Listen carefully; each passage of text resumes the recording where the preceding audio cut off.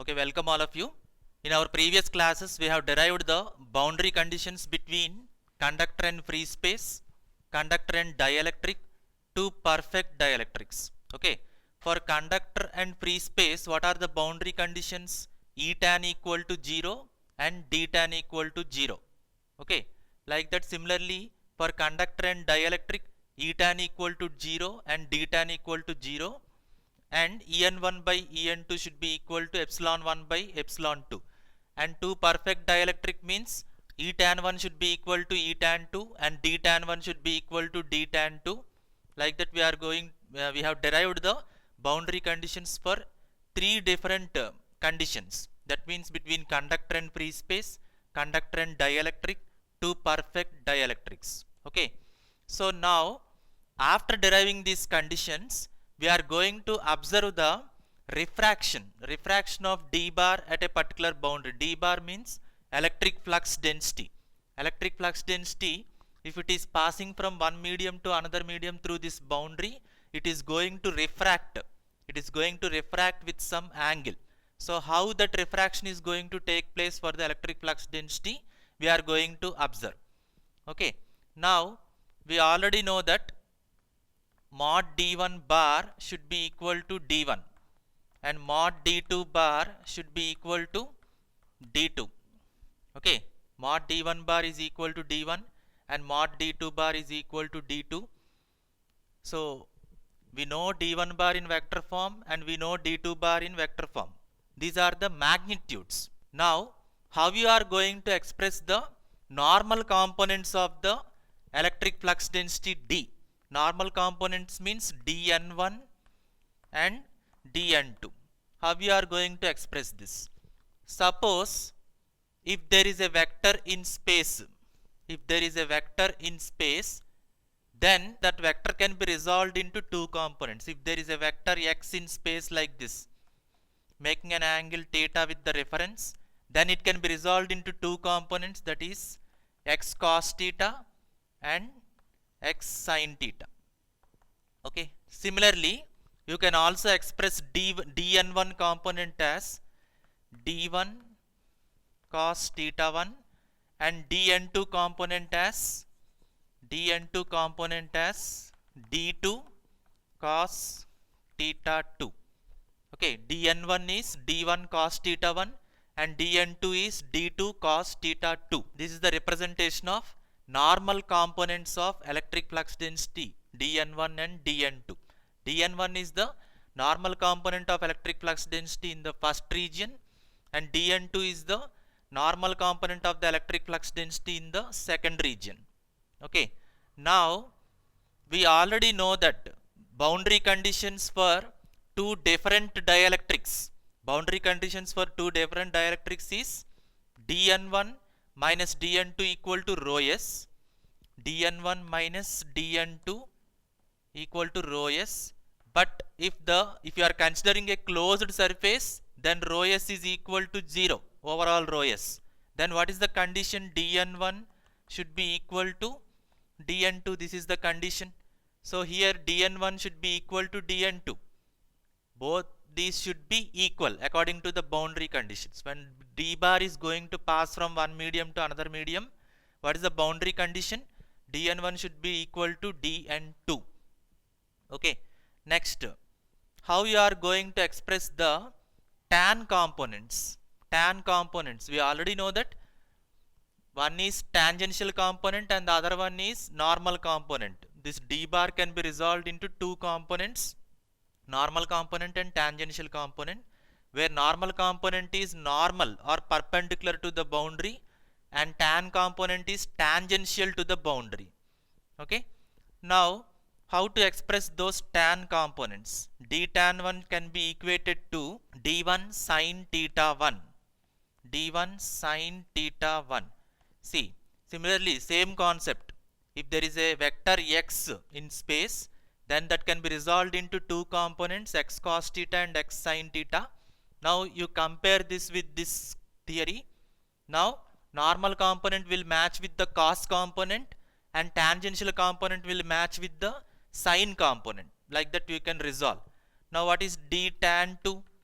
d tan 2 is equal to d2 sin theta 2. And also for the boundary conditions between two perfect dielectrics, what is the other condition? D tan 1 by D tan 2 should be equal to D tan 1 by D tan 2 should be equal to epsilon 1 by epsilon 2, epsilon 1 by epsilon 2, or that is also equal to epsilon r1 by epsilon r2. Now if you substitute those here, if you substitute them, if you substitute all these expressions, then d tan 1 by d tan 2, what is d tan 1 formula? D tan 1 is equal to d1 sin theta 1, and what is d tan 2? D tan 2 is equal to d2 sin theta 2, and that is equal to epsilon 1 by epsilon 2. Now again in the place of d1, what you can write? D1 can be equated to, here you take d1 is equal to dn1 by cos theta 1. Similarly dn2 can be written as, from this d2 can be written as dn2 by cos theta 2. Okay, now in the place of d1 what we can substitute? In the place of d1 we can take dn1 by cos theta 1, and in the place of d2 we can take dn2 by cos theta 2. Now substitute those values here. D tan 1 by D tan 2 should be equal to, what is d1 formula? D1 is dn1 by cos theta 1 into, again there is sin theta 1 here, sin theta 1 divided by, what is d2? In the place of d2 we can substitute dn2 by cos theta 2 into, again there is sin theta 2. Okay. So after substituting them, how you are going to improve the formula means, d tan 1 by d tan 2 should be equal to, see what is sin theta by cos theta? That is tan theta. So dn1 tan theta 1 by dn2 tan theta 2, that is equal to epsilon 1 by epsilon 2. Okay, so from this we can also write tan theta 1 by tan theta 2 is equal to dn2. Can you send this dn to that side? If you send this dn to that side, dn2 into d tan 1 by dn1 into d tan 2, and both should be equal to epsilon 1 by epsilon 2. Now simply we can write the refraction condition for d bar, or electric flux density in vector form, at the boundary as tan theta 1 by tan theta 2. This tan theta 1 by tan theta 2 can be equated to epsilon 1 by epsilon 2. And what is the formula for epsilon? Permittivity is equal to epsilon naught into epsilon r, where epsilon naught is the absolute permittivity, which is 8.85 into 10 power minus 12, and epsilon r is the permittivity of the given medium. Whatever medium you are taking, you should express the epsilon r value for that. Now if you substitute them here, in both cases epsilon naught will be there, they will be cancelled, and you can write epsilon r1 by epsilon r2. This condition is very useful for solving the problems. Okay, so what is the condition for refraction of d bar at the boundary between two different materials? That is tan theta 1 by tan theta 2 should be equal to epsilon r1 by epsilon r2, or epsilon 1 by epsilon 2. Now where these theta 1 and theta 2 are present means these angles. Okay, so first if your ray is entering like this, and it will be diffracted by some other angle, so here you will get theta 1 and theta 2. So when electric flux density is passing from the first region to the second region, In the first region it is covering an angle theta 1 and in the second region it is covering an angle theta 2. Those angles are mentioned here.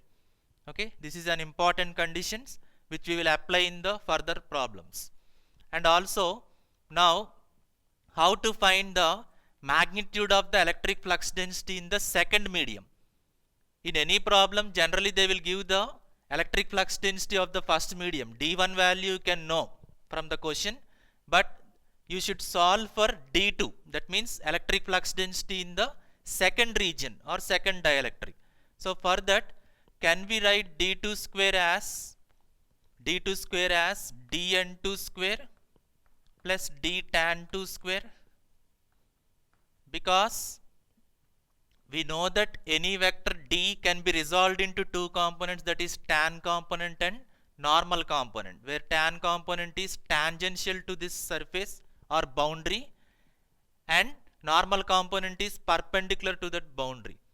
So as you are splitting d1, you can also split d2 into d tan 2 and dn2.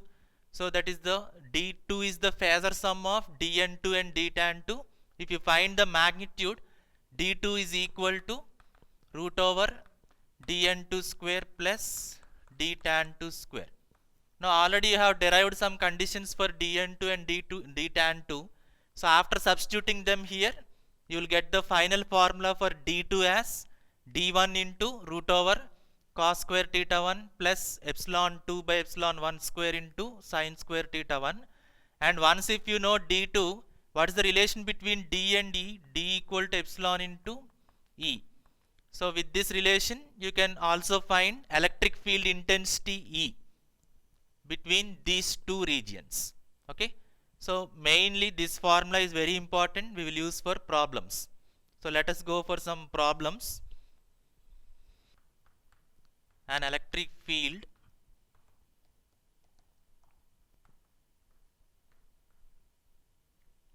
whose relative permittivity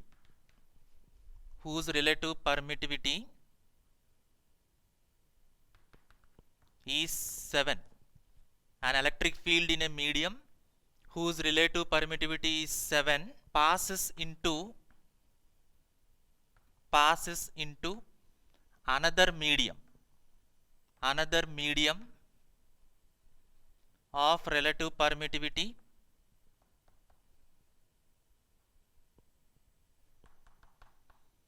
2. So the first medium relative permittivity, that means epsilon r1 can be taken as 7, and that electric flux density D is passing to the another medium having relative permittivity epsilon r2 as 2. Okay, with those conditions they are asking you to find the, so if E bar makes an angle 60 degrees with the normal, what angle is made in second dielectric?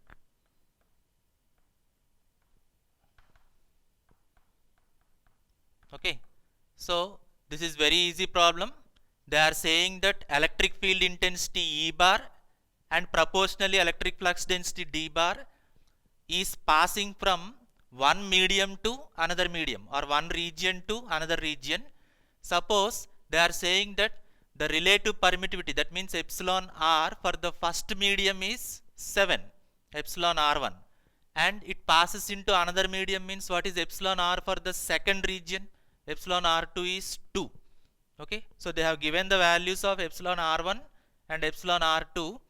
Now they are saying that your D bar or E bar are making an angle of 60 degrees with the normal in the first region. That means theta 1 is 60 degrees. Now they are asking you to find what is the angle made by the second dielectric. That means if you are taking the boundary between two dielectrics, this is the boundary, this is the first dielectric and this is the second dielectric. This is region 1 and this is region 2, and your E bar is passing from first region to second region.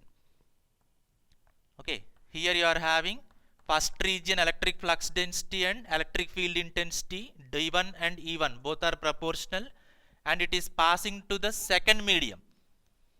That is, here you will be having D2 and E2. So they are saying that this D1 is making an angle of 60 degrees. If this is the normal component, that means if this is D1, this is DN1. Okay. Now this D1 is making an angle 60 degrees with the DN1 component. They are asking what is the angle that is made? What is the angle that is made by the normal with D2 component? That means if this is theta 2, what is this theta 2 they are asking? So we know the boundary conditions between two perfect dielectrics already. So what are the boundary conditions between two perfect dielectrics? We know that dN1 should be equal to dN2, and also we know that En1 by En2 should be equal to epsilon 2 by epsilon 1. Okay. So this is the condition for refraction. But what are the general boundary conditions which we have derived in the previous classes?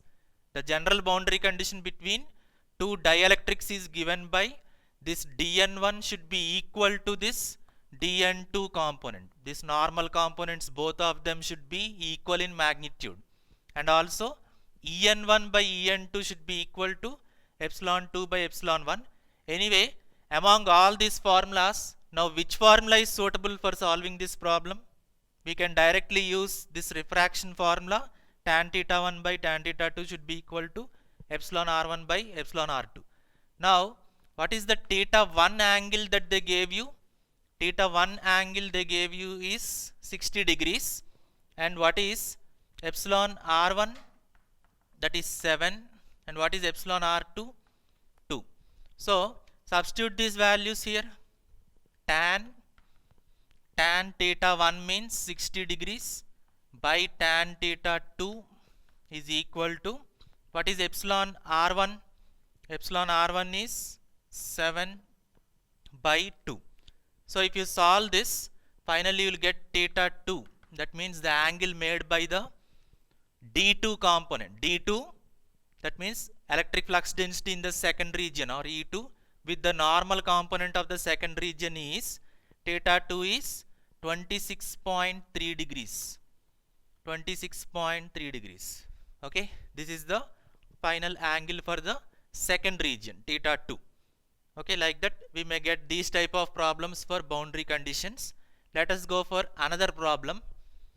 So another model problem let us solve is, at the boundary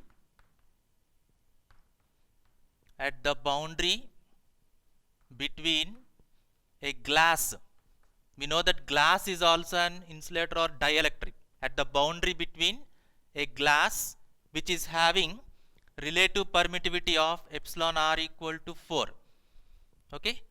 The first region is glass, which is having relative permittivity of value 4, epsilon r equal to 4, and air. So what is the second region now they have given? The first region is glass and the second region is air. Suppose if you are considering the boundary between these two. Okay. So the first region is glass and the second region is air. So for these regions, they gave that the relative permittivity of glass is 4, and we already know that relative permittivity epsilon r for air is 1. Okay. Now the lines of electric field make an angle of 40 degrees with the normal if electric flux density D magnitude in the air is 0.25 microcoulombs per meter square. That means they have given the value of electric flux density D in the air. That means in this first region, what is the value of D? D value is equal to 0.25 microcoulombs per meter square. Now they are asking you to find the electric flux density in the glass. Okay, they are asking you to find the electric flux density, that means in the second region. If in the first region you are considering the electric flux density as D1, what is the value of the D1 they have given? 0.25 microcoulombs per meter square. Then what is the electric flux density in the second region glass, that is D2? They are asking you to find what is the value of the D2. Anyway, just in our previous derivation we have expressed how we can write D2. D2 square can be written as the sum of dN2 and d tan 2. Okay. So with this formula we can find the value of D2. But before that we should know what are the values of dN2 and d tan 2 also. So our aim is to find the dN2 value as well as d tan 2 value. So here in this first region you are having air. First region you are having air, and the second region you are having a dielectric, that is glass.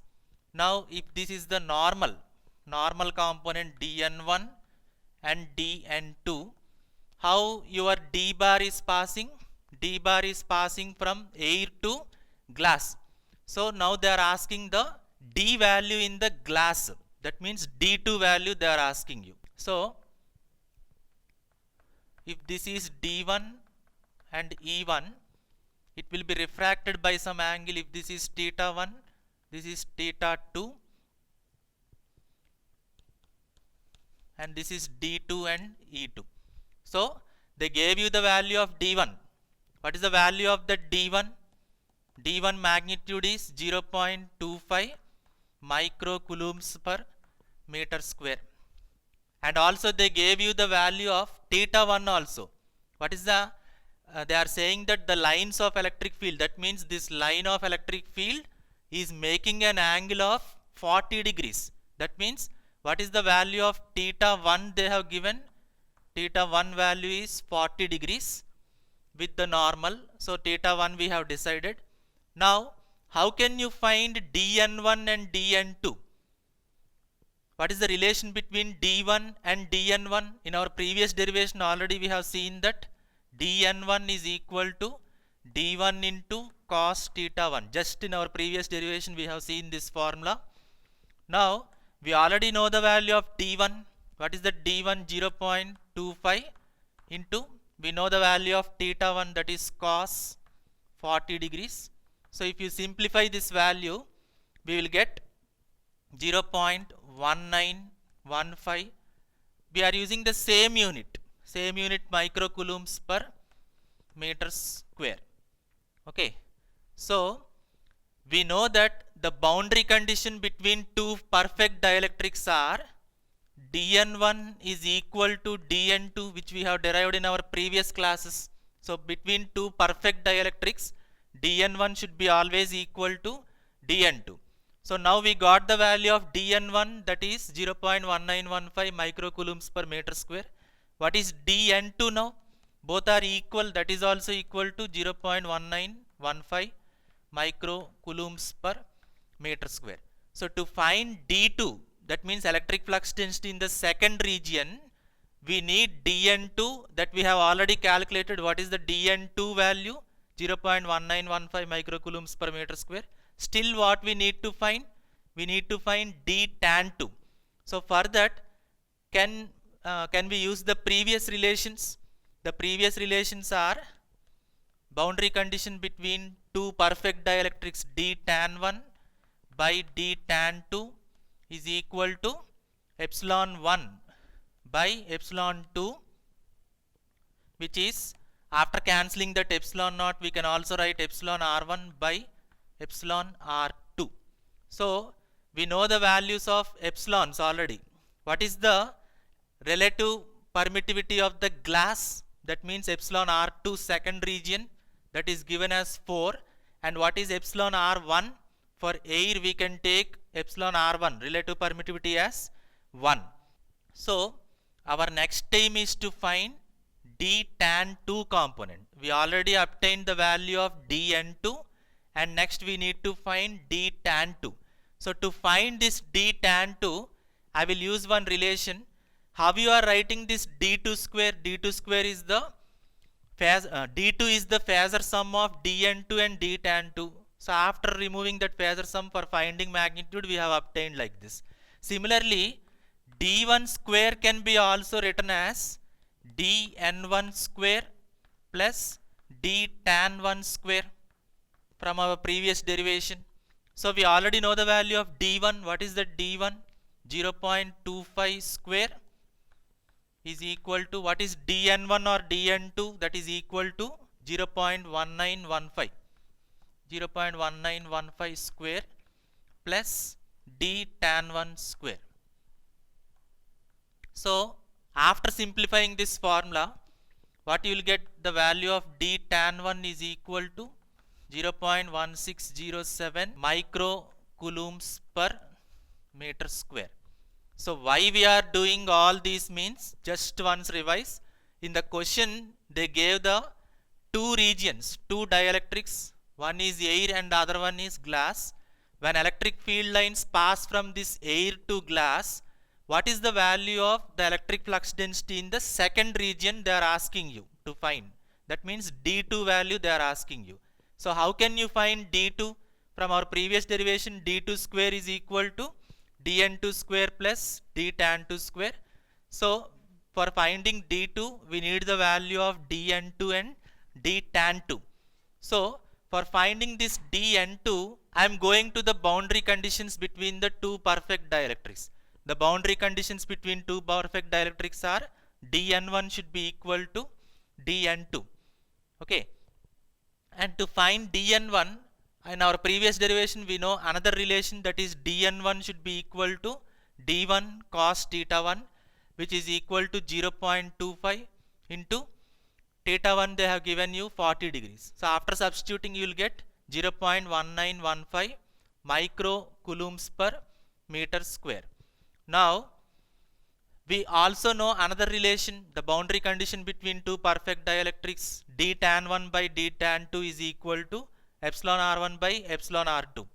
So from that we know the value of epsilon r1, air dielectric. If air is the dielectric, what is epsilon r1? For glass they gave epsilon r as 4. Okay, and if you know the value of d tan 1, then you can find d tan 2 from this formula. And what is the need of d tan 2? Because we need d tan 2 to find d2. So to find d tan 1, what I am using? Again we are using d1 square equal to dn1 square plus d tan 1 square. Already d1 is 0.25 whole square. dn1 we already obtained, that is 0.1915 square plus d tan 1 square. So from this d tan 1 is equal to 0.1607 microcoulombs per meter square. Okay, so now we obtain d tan 1 0.1607. So substitute all those. So d tan 1 value is 0.1607 by d tan 2 we don't know, we need to find.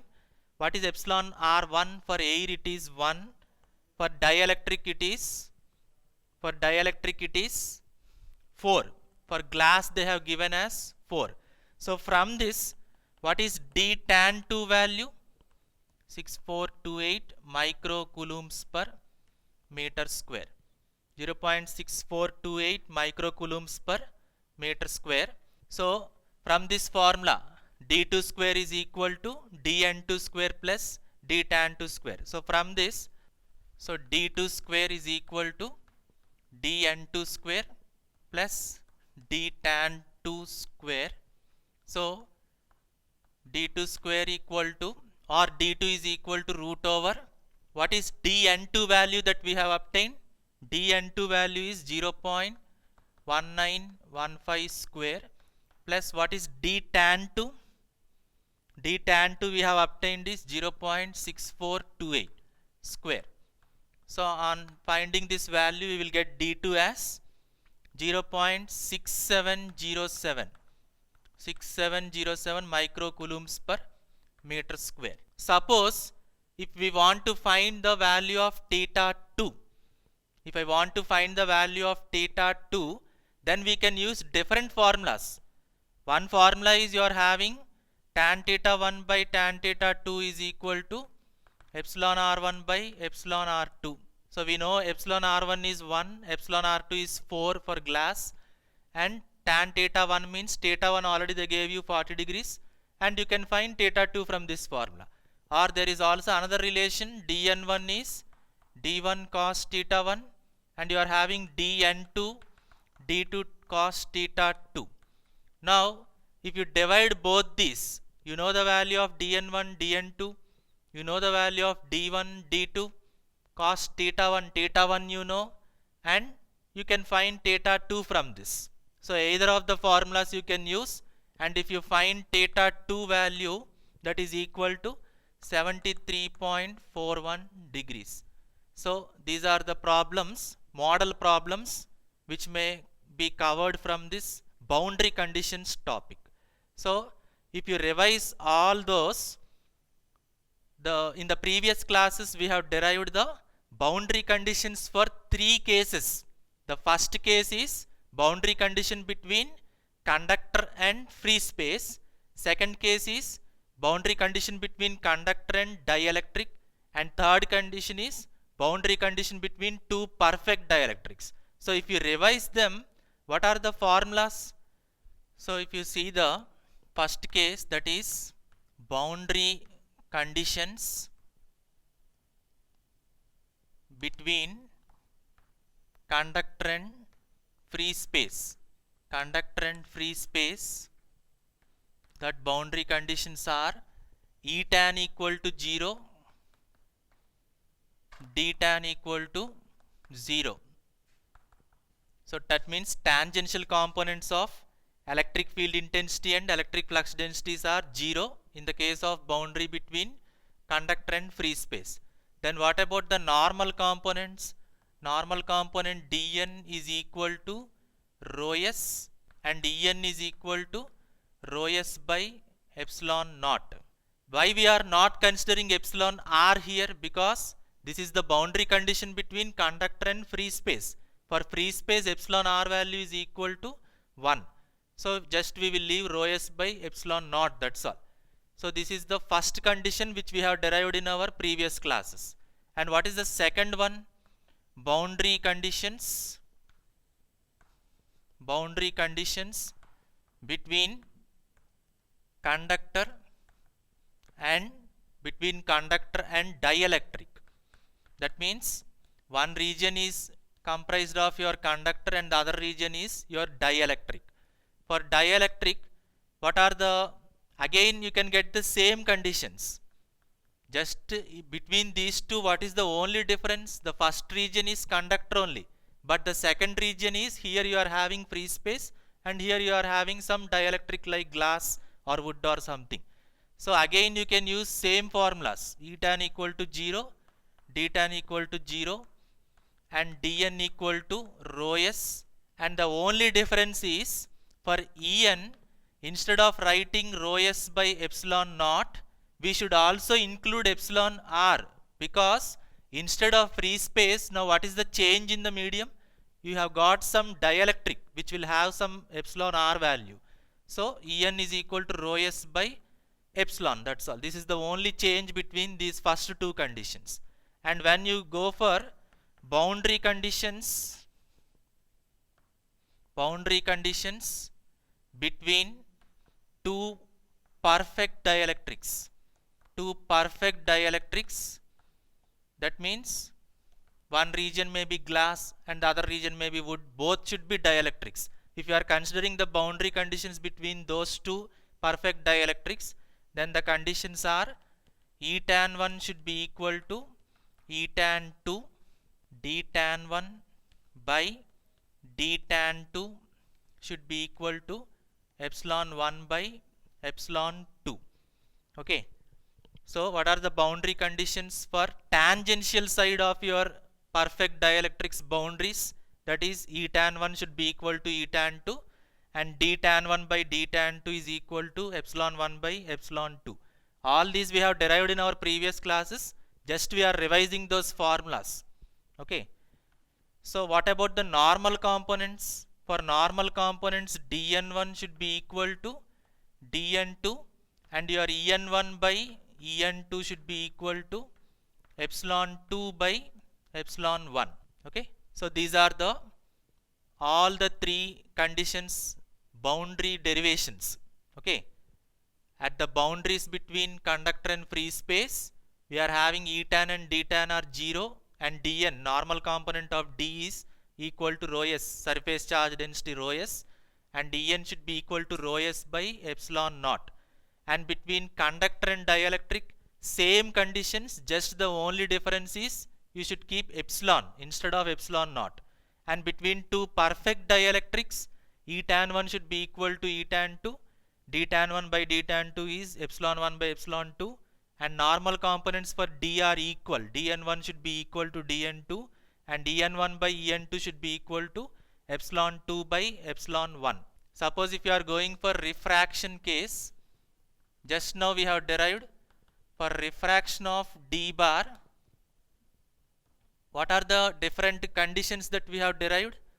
dn1 is equal to d1 cos theta 1, dn2 is equal to d2 cos theta 2, and what are the other relations? d1 square is equal to dn1 square plus d tan 1 square,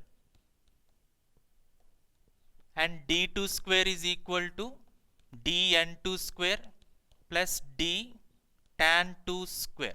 All these formulas are very much useful for your problems. Just now we have used these problems. Okay. So next one is tan theta 1 by tan theta 2 is equal to epsilon 1 by epsilon 2.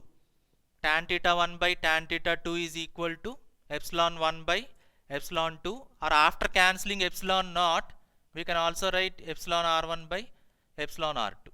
All these formulas are very much useful for your problems. And also, why we are deriving these boundary conditions means, suppose if you are taking a capacitor, for example, just I am taking an example, a capacitor is having a positive plate and a negative plate separated by some dielectric, that may be some insulating material, it may be some glass or mica or something. So here you are having dielectric, some dielectric, and here you are having a conducting plate. Okay. So one dielectric, this is region 1, and the other one is conductor, this is region 2. Now this is acting as boundary between a dielectric and conductor, which comes to this second case, conductor and dielectric. So if we know these conditions, then only we can design the value, how much amount of charge is to be injected into this plate, what is the surface charge density it can bear. All those values can be designed, and the capacitor can be efficiently designed only if you know the boundary conditions between two regions. Suppose in our further studies we will be having composite dielectrics. Composite means same capacitor will be having number of dielectrics in between them. There may be 2 or 3 regions of dielectrics. Suppose this is region 1, this is region 2. Both are dielectrics only.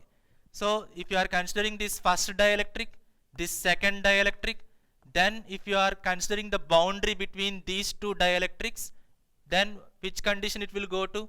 Boundary conditions between two perfect dielectrics. If you design all these values, then you can estimate how much amount of dielectric and how much amount of charge is to be injected into them. So for efficient design of different materials like capacitors, we need to know these boundary conditions. Okay. Thank you.